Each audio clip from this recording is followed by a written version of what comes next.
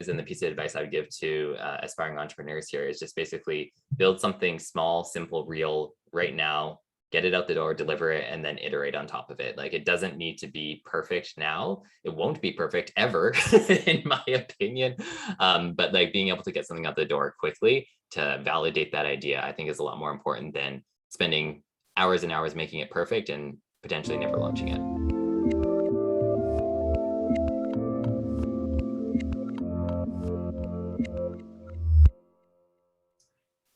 Hey everyone, this is Devin Miller here with another episode of the Inventive Journey. I'm your host, Devin Miller, the serial entrepreneur that's grown several startups into 7- and 8-figure businesses, as well as the founder and CEO of Miller IP Law, where he helps startups and small businesses with their patents and trademarks. If you ever need help with yours, just go to strategymeeting.com, and we're always here to help.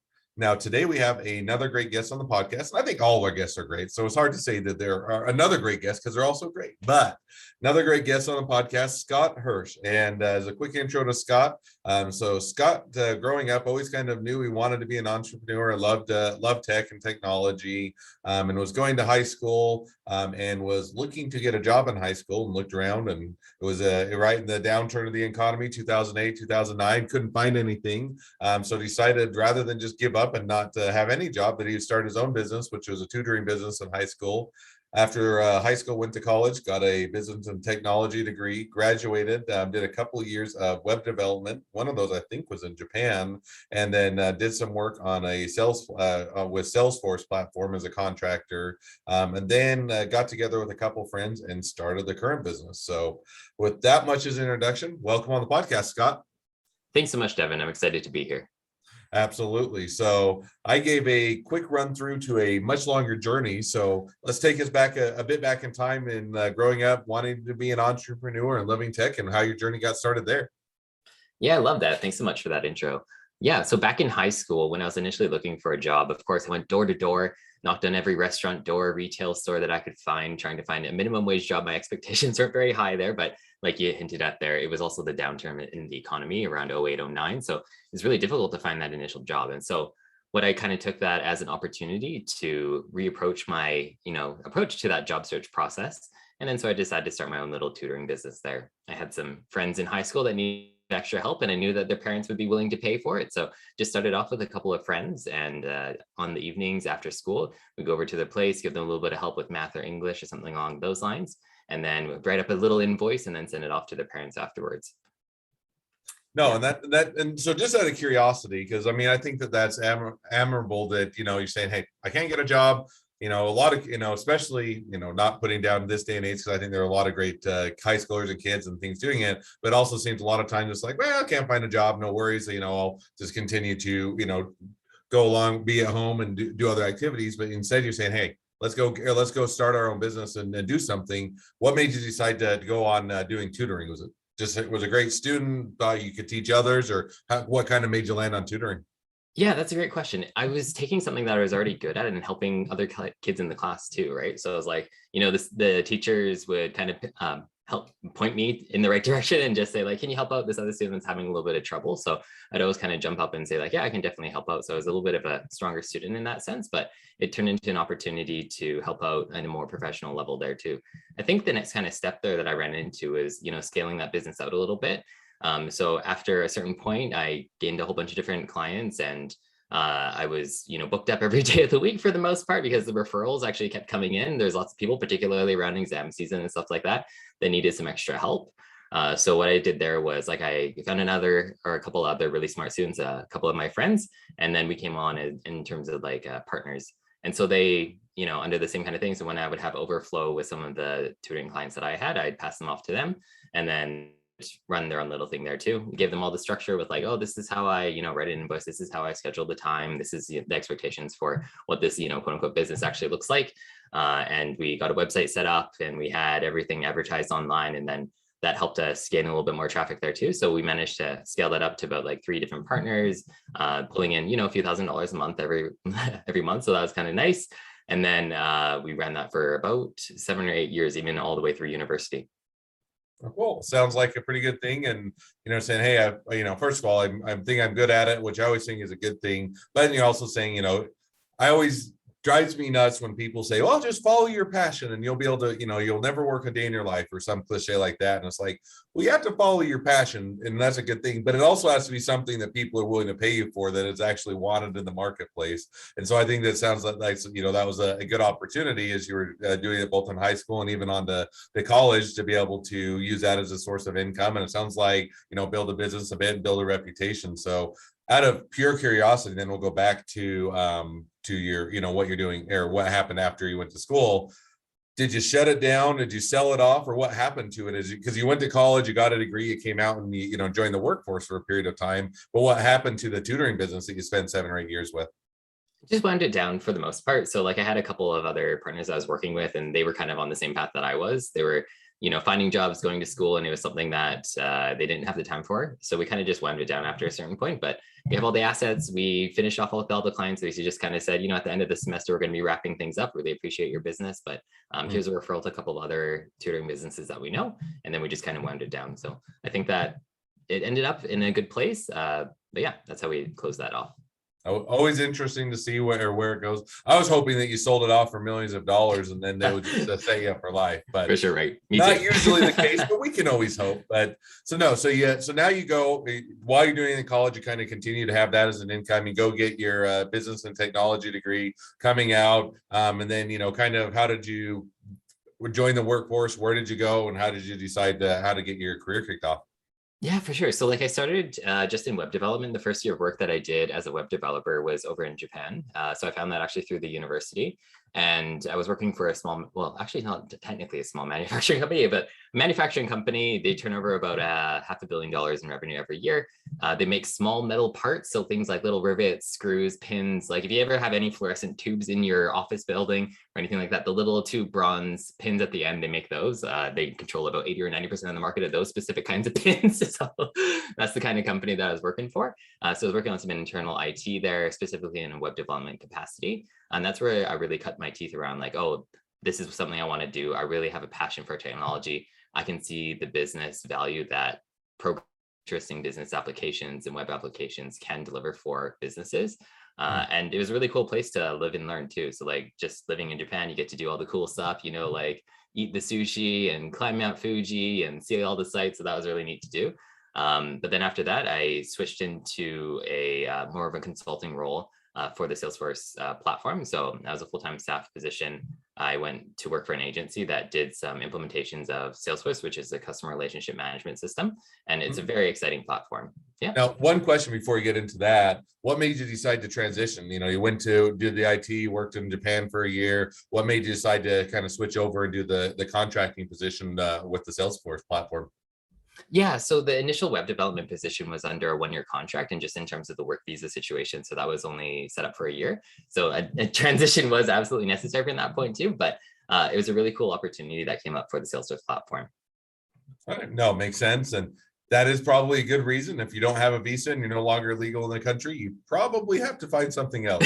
It makes sense. So now you did Salesforce, you did that as a contract position for a period of time. And then I think as you were doing that, if I remember right, as we talked a little bit before, you also got together with a couple friends and kind of had the idea for the business you guys are doing now, but you kind of had that idea and started out as a side hustle as well. So kind of how did you, as you were doing that kind of full-time gig with the Salesforce contractor, how did you get going, or how did the current business evolve? Yeah, for sure. So I was working for a couple of years in that Salesforce position. And then one of my old university friends called me up one day and was like, hey, I have this crazy idea. Do you want to come like test it out with me? And it was very, I'll say like a minimal amount of work to start off with, because we just did it off the side of our desk as a part-time basis. So it's myself, another fellow named Stephen Ruggles, and a third guy named Kai Javan. We got together and tested out this idea. And basically the concept was like a always available digital bench of talent that an employer could pop in at any time and pull somebody into an interview room for. They knew that that talent was pre-interviewed, so they had a phone screening and a resume review. They were qualified in terms of their resume. And then they would also be very responsive for being able to come into that interview too. So we started to test that out on evenings and weekends. We sat down and had 100 copies with 100 different people to validate the idea, whether those were candidates or employers. We put some, skeleton wire together, figured out what the minimum viable product was, and we started to test out that idea. So now you test out the idea, and I think that's great. And one of the things that I see, and sometimes it works out, but a lot of times people, oh, I've got this really exciting idea, and I'm going to be a millionaire within a year, or a billionaire now, and I'm going to be a unicorn in that, and so I'm not even going to bother. I'm just jumping out of my job, and you don't even bother to test it or test out the marketplace or see if people want to buy it. Sometimes it works out, a lot of times it doesn't. So I think that there's a lot of times it's a good motivation, at least initially test it out, get that market feedback, do that market research while you still have the other job and before you dive into it, such that you can see, okay, this is a worthwhile time or worthwhile thing to make a transition on. So it sounds like definitely a smart way to go about that. So you go out and you're saying, okay, got my full-time job doing Salesforce contracting, working on that platform, have this idea, go out and test it out in the marketplace. People want it. Sounds like, that it's not a huge lift in order to get at least a initial or beta or a version of it up and going. And then how did it go from there? Did you start bringing on clients and start doing it, or kind of how did you evolve the business as it started out as a side hustle? Yeah, absolutely. The intention for us was always to bootstrap it from the beginning as well. So like we weren't going to go out, raise $1 million, have to clear out of jobs and build this big, great thing right away. Because of the testing that we were doing, we managed to, exactly like you said, bring on a few clients here or there. And then as we were building that client list, then it slowly became something that we couldn't handle just off the side of our desk. It was slowly, creeping across the desk. We needed a little bit more space and time to be able to handle that. So it came to a head in the December of 2016. So right at the beginning of 2017 is when we all decided to quit our full-time jobs and take a run at Talent Marketplace full-time. So that's what kind of was the tipping point for us, was like it just became a little bit too much work. We had too many clients. We had enough validation to say we believe in this idea. We think it can grow. We think it will grow. We do see it growing already a little bit. And that gave us the validation that we needed to take the full-time commitment and jump onto it.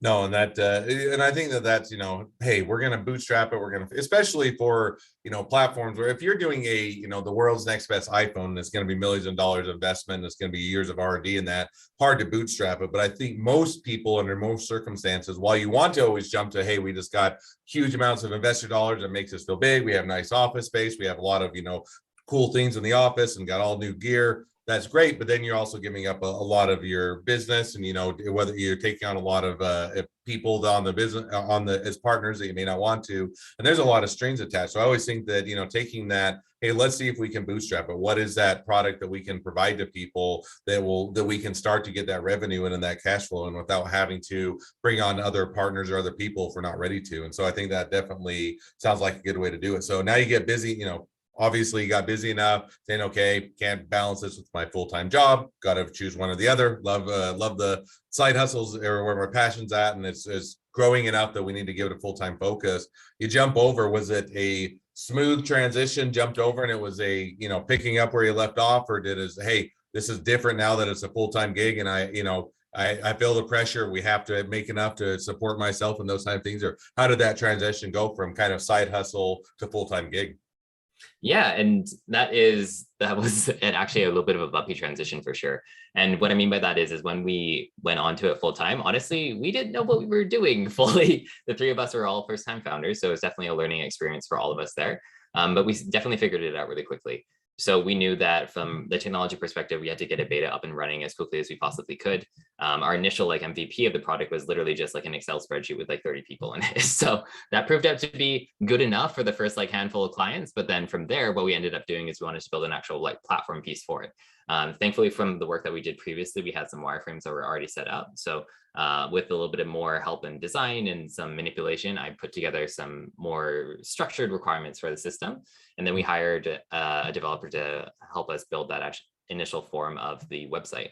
So basically, we outsourced that.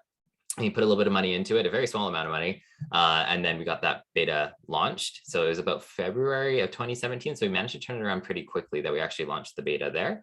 And then by March and April, we started to have a few clients on the platform. And by May, we had repaid our investment into the platform. So that was a pretty quick turnaround to at least what we call break even there.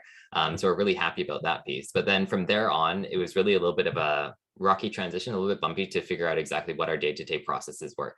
So we knew that we need to get more candidates on the platform, we needed to get more employers on the platform, but it wasn't necessarily super clear to us what the best methods in the process should be for doing that. It was a new field for all three of the founders, but we definitely figured it out. So We had Stephen hitting the phones every single day, hitting up LinkedIn to make sure that we could try to get some more candidates onto the platform. We had Kaid going out and pounding the pavement on the streets, knocking on employers' doors to make sure that they get onto the platform. Then there was me making sure that the platform itself was up to snuff, make sure we had the tools and the enablement from the technology side to be able to handle the volume of new folks that were signing up, and also to automate the processes that Kaid and Stephen were actually doing as well. So that started to get figured out, but it was always interesting learning about where the challenges in the actual process are, because it's a very human thing with particularly recruitment and job searching and hiring. And it's really interesting to see how technology actually can't solve some of those problems, but that in those cases, we have an essential human touch that I think is really important there too. But yeah, it's a little bit of a rocky transition, but I think we're humming and hawing now, so it's all good. No, but and I think that oftentimes we want to kind of skip over that rocky stuff because you read the book, you see the movie, you watch the show or anything else, and it's always just like, oh yeah, we jumped over and it was perfect, and it was everything that we ever dreamed of, and there was no issues, which is never reality, not the truth for 99.9% of people. And yet, that's kind of where I think that the interesting is, and so that's where everybody always kind of feels like, what am I doing wrong? Why am I not having this smooth thing where it goes perfectly? But there's always, I think, that transition to where you're having to get things figured out. You're having to do it. And I like the second point you made, which is also, I am a big proponent of technology. We do a lot of automation. We do a lot of other things within our business to make things easier, but you have to get that balanced with the human touch, which if you go too far one way where it's all human touch, and it makes it unmanageable and too time consuming. But if you go all technology and you don't have that balance of human touch, then it oftentimes doesn't work because people feel like that they can't ever talk with somebody, or they can't ever get answers, or they don't know what's going on and they can never get help. So I like that, I think that's always kind of that growing pain of finding that right balance for the different industries. So now, as you're kind of taking that to where you're at today, a little bit of bringing us to the present, looking now a bit in the future, the next, 6-12 months, kind of where do you see things headed? Where you guys head? What direction you guys going? More generally. More employers, more hires, more candidates, bigger platform. We have some really cool features that are being built out on the development side right now. We're completely revamping the employer profile to give a lot more insights and metrics into the hiring process and the work that the platform and the team is actually doing to help support the employer in their hiring process. And we also are implementing a whole bunch of new machine learning algorithms to help with the matching process, the rating and ranking of candidates, and to help speed up the overall process there too.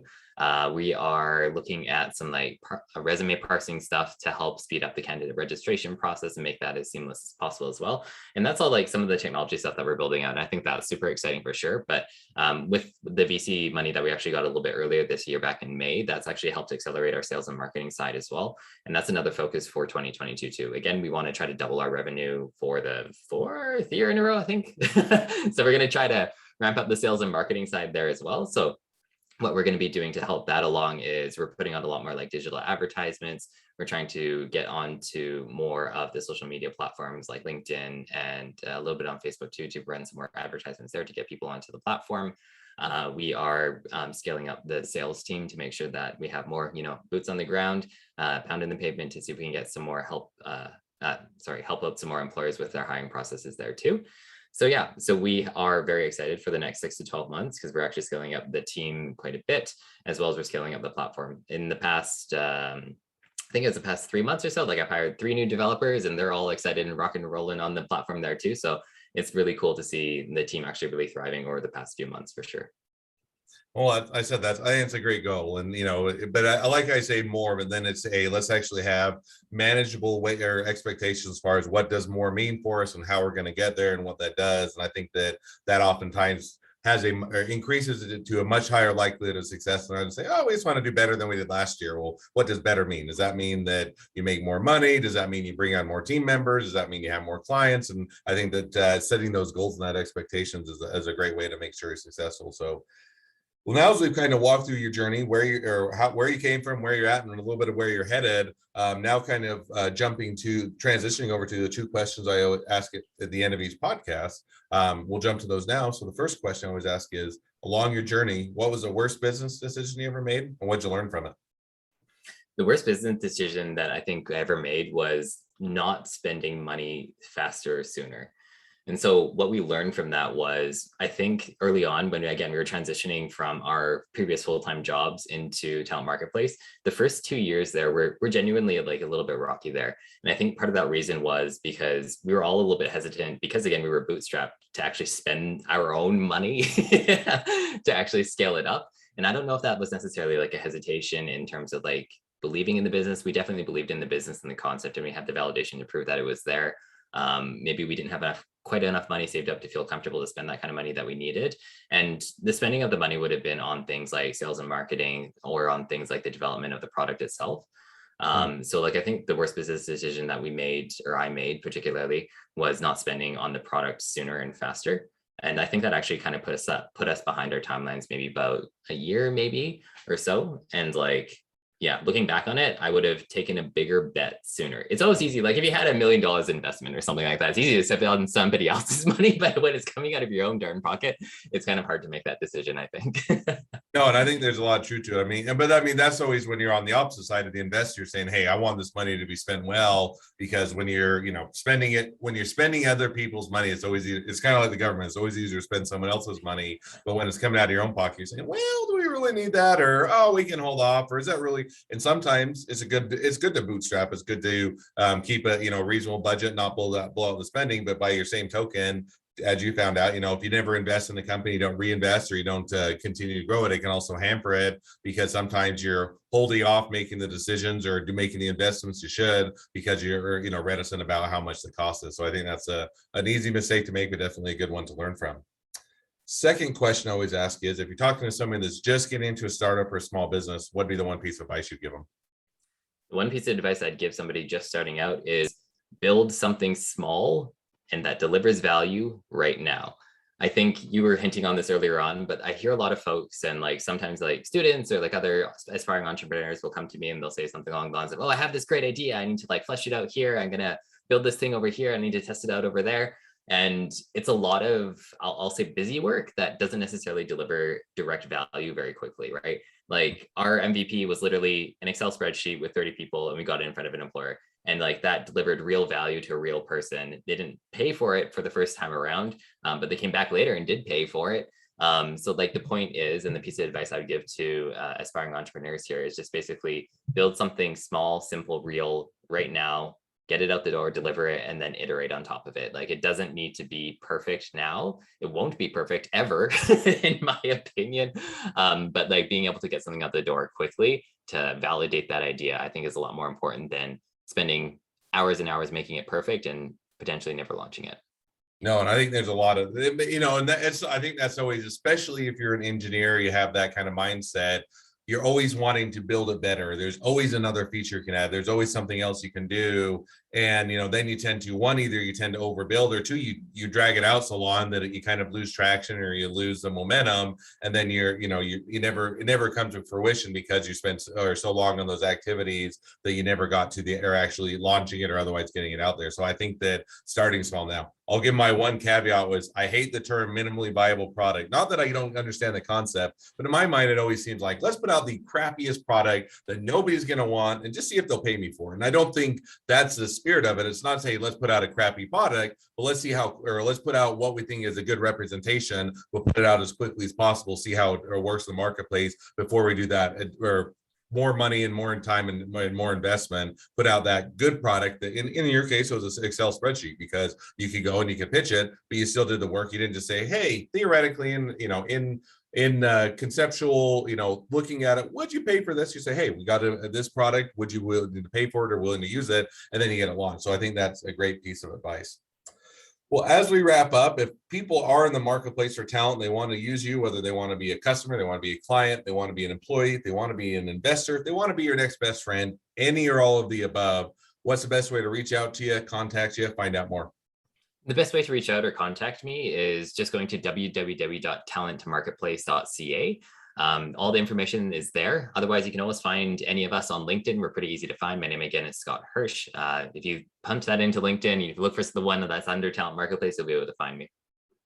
All right. Well, I definitely encourage everybody to reach out, contact you, find out more, and definitely support you, especially if you're in the marketplace to hire talent. Sounds like a great resource. So Well, thank you again, Scott, for coming on the podcast. It's been a pleasure. Now, for all of you that are listeners, if you have your own journey to tell and you'd like to be a guest on the podcast, we'd love to have you. So to sign up to be a guest on the show, just go to Inventive or apply to be on the show. You can go to inventiveguest.com and grab some time there to come on the show. 2 more things as listeners. One, make sure to click subscribe. One, make sure to share. Those are always a great way that we can make sure we can share everybody's awesome episodes to as many people as possible. So with that, thank you again, Scott, for coming on the podcast. It's been it's been a pleasure, and wish the next leg of your journey even better than the last. Thanks, Devin. It was a lot of fun.